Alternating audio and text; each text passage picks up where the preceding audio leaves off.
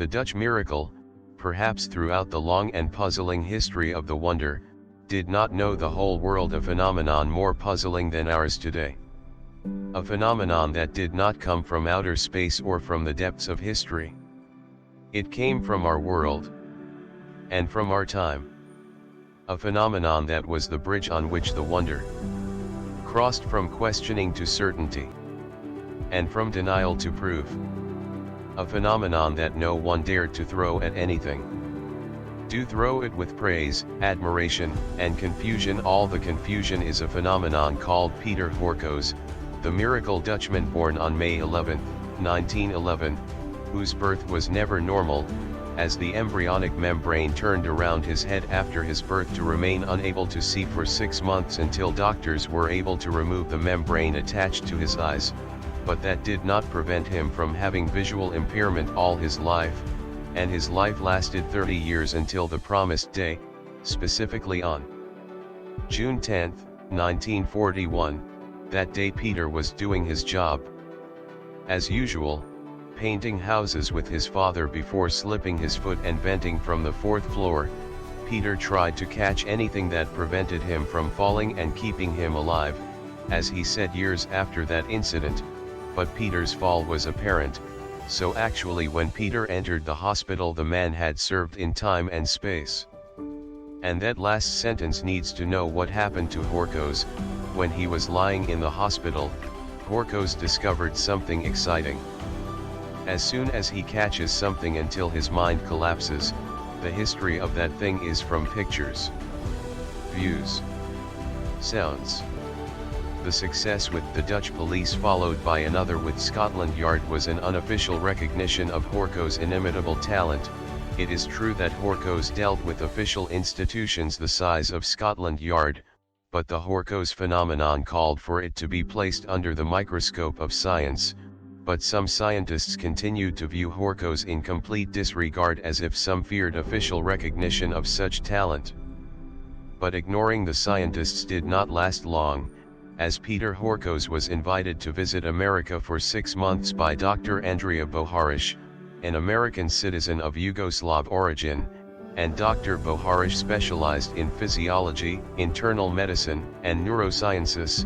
In 1948 established a research laboratory called the Round Circle Foundation, which specializes in the study of mental phenomena such as telepathy and sixth sense, and the link between Dr. Boharish and Peter Horkoes was an American businessman named Henry Bilk, and why Bilk was suffering from troubles related to the honesty of some of the workers in his large stores, and when he heard Horkoes tried to make the most of it he worked to be a mediator between Boharish and Horkoes. There at the Round Circle Foundation Horkoes underwent 2 months of tests and was to give Horkoes thick dark envelopes of manila paper, and inside as a circumstance there are different things. It is amazing that Horkoes was succeeding in knowing what was inside the envelopes once touched from the outside, and his success rate was 4 out of 5 tests, or 80%, which is an overwhelming percentage for any doubt about his abilities, in addition to his previous successes in the Netherlands and Britain. Boharish's tests did not stop as Horkoes was tested inside the Faraday cage, a cage consisting of a closed copper container designed specifically to prevent any electromagnetic waves from entering the cage, and this test is intended to verify the extent of the capacity of those with special mental abilities. Is it a truly miraculous ability or is it a trick? Briefly, Faraday cage has the decisive view of Horkoes' talent, especially with a strong electrical current of 25,000 volts surrounded by cages.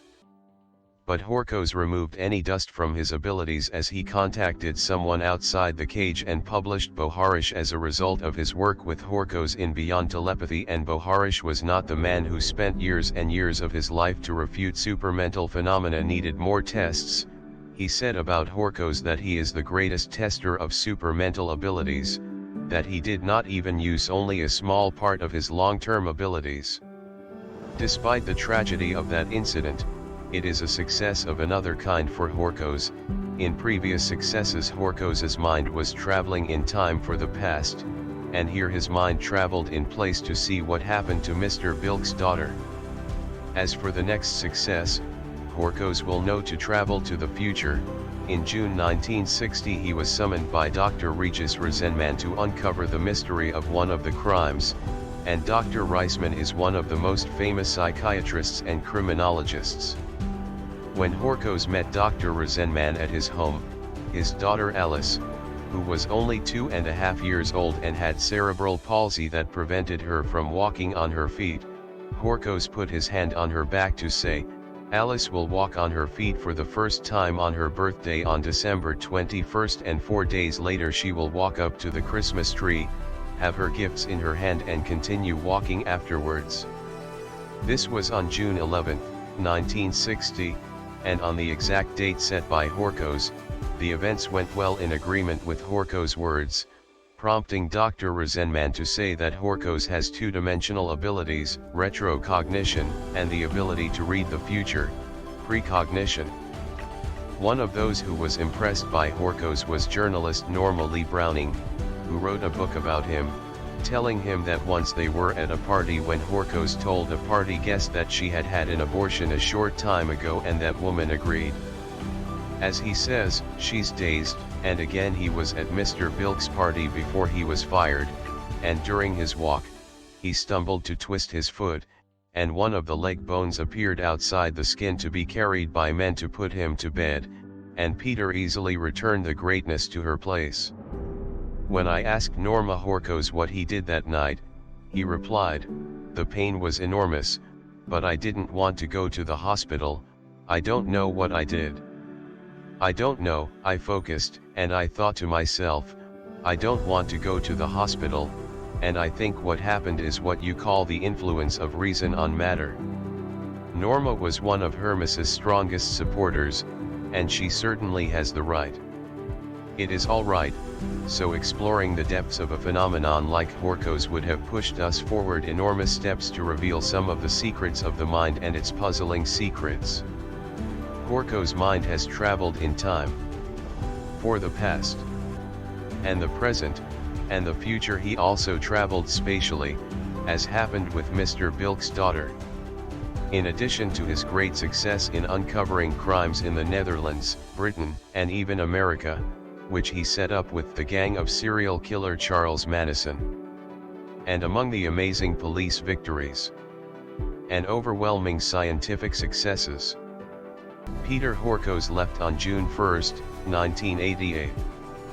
He left after he made the Mawariot juxtaposition of various sciences in terms of certainty, not in terms of logic. It is true that the world is full of fraudsters, but fraud in the name of something does not take our faith away from the same thing. Indeed, the science itself has taken sides with Horkos' unique talent, which has proven that a man has an exceptional ability that is already beyond our grasp. The man who spent nearly half a century crushing any question mark you face has gone. Peter Horkos left to leave us a lot of questions and a few answers.